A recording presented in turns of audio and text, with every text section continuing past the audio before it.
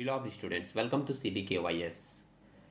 Technique of financial statement analysis या फिर introduction of financial statement analysis ये एक ऐसा पार्ट है जिसमें 5 कैलकुलेशन वाले सम्स आपको मिलते हैं। अलग अलग टाइप का कैलकुलेशन होता है और बहुत इजी चैप्टर है। इसको अगर आप लोग अच्छे से कर लेते हैं तो आपको एक कंपलसरी क्वेश्चन एग्जाम में मिलेगा। हम लोग देख लेते हैं एक एक करके कि किस तरीके से इसके कैलकुलेशन फाइंड आउट होते हैं। सबसे पहले हम लोग एक ट्रेंड परसेंटेज का कैलकुलेशन वाला सम्स देखेंगे। ये सम्स आपके एग्जाम 2017 में आया है। इसके पहले भी एक दो बार इस तरह के सम्स पूछे गए थे, जैसे 2006 या उसके बाद भी। करने का क्या तरीका होता है, किन किन बातों को हम लोग ट्रेंड परसेंटेज फाइंड आउट करने के लिए ध्यान में रखते हैं, वो एक बार देख लेते हैं। सराउंडिंग में आपको कुछ नॉइस भी मिल सकता है, हम लोग उसको अवॉइड करते हुए चलेंगे।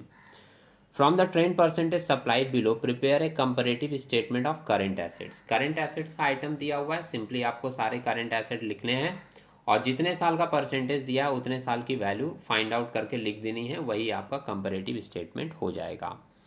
नीचे मेंशन और किया है कि current assets in absolute value taking 2016 as base year, मतलब 4 साल का फिगर या 3 साल का फिगर अगर दिया है तो इसमें आपको 2016 को ही बेस ईयर बनाकर कैलकुलेशन करने होंगे।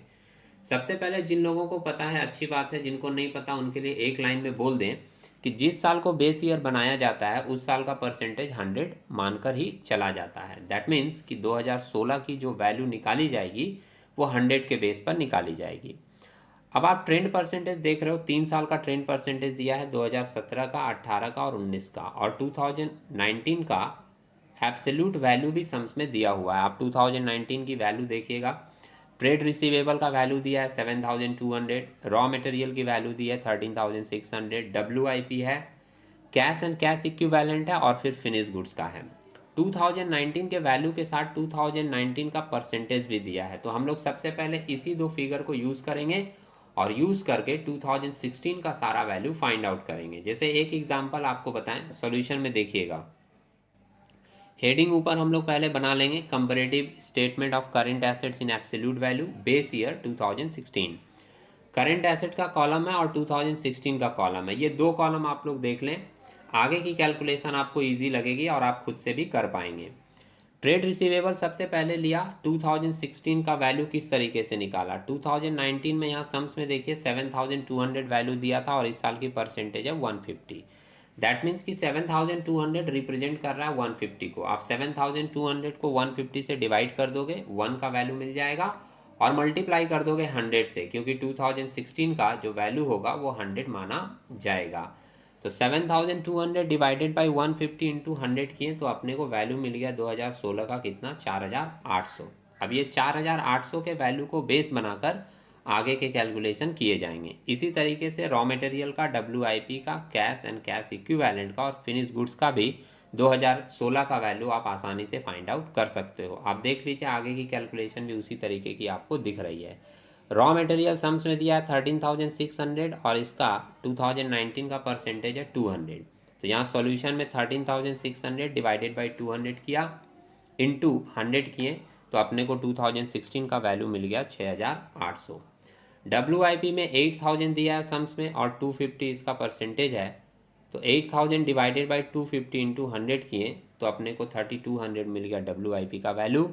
Cash and cash equivalent sums में 9000 है और 2019 का परसेंटेज दिया है 300, तो 9000 को 300 से डिवाइड किए और मल्टीप्लाई किए 100 से, तो अपने को 2016 का वैल्यू मिल गया 3000। फिनिश गुड्स में भी इसी तरीके से 3500 डिवाइडेड बाई 175 और इंटू करेंगे 100 से, तो अपने को 2000 मिल गया 2016 का वैल्यू। ये 2016 के वैल्यू मिलने के बाद अब हम लोग आगे का परसेंटेज इसी बेस पर निकालेंगे।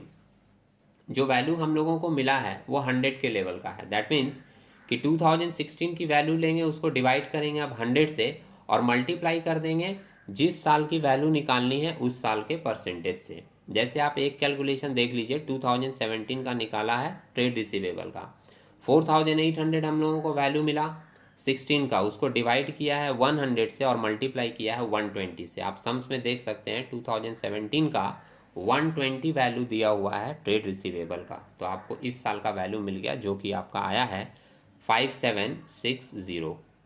इसी तरीके से आप दूसरा देख सकते हैं 2018 में भी 4800 लिया, 2016 वाला फिगर, इसको डिवाइड किया गया 100 से और मल्टीप्लाई किया गया है 150 से। ये 150 गलत वैल्यू दे दिया है, यहाँ 150 नहीं होना चाहिए, 130 होना चाहिए। आप सम्स में देखिए 2018 में ट्रेड रिसीवेबल का परसेंटेज दिया है 130, तो सॉल्यूशन में भी आपको कितना लेना चाहिए, यहाँ पर 150 के जगह लेना चाहिए यहाँ पर 130। आप ये कैलकुलेट करके देखोगे तो आपको वैल्यू मिलेगा 6240। बुक में थोड़ी बहुत मिसप्रिंट वगैरह हो जाती है, हम लोग उसको करेक्ट करते हुए चलते हैं। मैं दूसरी बार रिपीट कर दे रहा हूँ, 2018 का जो वैल्यू लिया गया है वो 4800 जो 2016 की वैल्यू थी, उसको डिवाइड किया जाएगा 100 से, क्योंकि ये 100 का है, और इनटू किया जाएगा 2018 का जो परसेंटेज है, यहाँ आप सम्स में देखोगे दिया हुआ है 130, इससे मल्टीप्लाई करेंगे तो अपने को वैल्यू मिल जाएगा 6240। ये वैल्यू सही निकाल कर दी हुई है।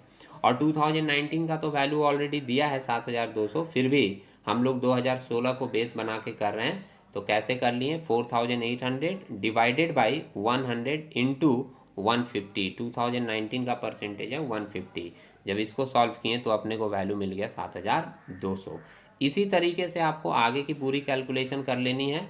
रॉ मटेरियल का, WIP का, कैश एंड कैश इक्विवेलेंट का और फिनिश गुड्स का जो भी हम लोगों का वैल्यू निकला है उसको डिवाइड करना है 100 से और मल्टीप्लाई करना है जिस साल का वैल्यू आप निकालोगे उस साल के परसेंटेज से। 2016 का वैल्यू निकालना है, 2017 का वैल्यू निकालना है तो 2017 के परसेंटेज से मल्टीप्लाई कर दीजिए। 2018 का वैल्यू निकालना है तो 2018 के परसेंटेज से मल्टीप्लाई कर दीजिए, और 2019 का वैल्यू निकालना है तो 2019 के परसेंटेज से मल्टीप्लाई कर दीजिए, आपको सारे वैल्यू मिल जाएंगे। आप लोग इसको कैलकुलेशन अगर नोट करके करोगे तो ज़्यादा अच्छा रहेगा, आपको ये भी दिख जाएगा कि कहाँ पर फिगर करेक्ट निकाल कर दिया हुआ है और कहाँ पर माइनर मिस्टेक की गई है। जैसे अभी हम लोग यहाँ पर देखें कि हम लोगों को मल्टीप्लाई करना था 130 से, क्योंकि सम्स में 130 दिया था 2018 का परसेंटेज, लेकिन यहाँ पर मिसप्रिंट कर दिया है और 130 की जगह 150 लिख दिया है। तो इसी तरीके से आप सारा कैलकुलेशन कर लें, आपको कैलकुलेशन समझ में आएगी, बहुत ज़्यादा डिफिकल्ट नहीं है। इस चैप्टर के अंदर में 4 और पार्ट हैं, comparative income statement, common size income statement. इसी तरीके के वो चारों पार्ट को मैं एक एक करके डिस्कस कर दूंगा, जिससे आप ये चैप्टर आपका एक बार रिकॉल हो जाएगा। तो मिलते हैं हम लोग एक नए डिस्कशन में नए ईयर के क्वेश्चन के साथ, तब तक के लिए टेक केयर।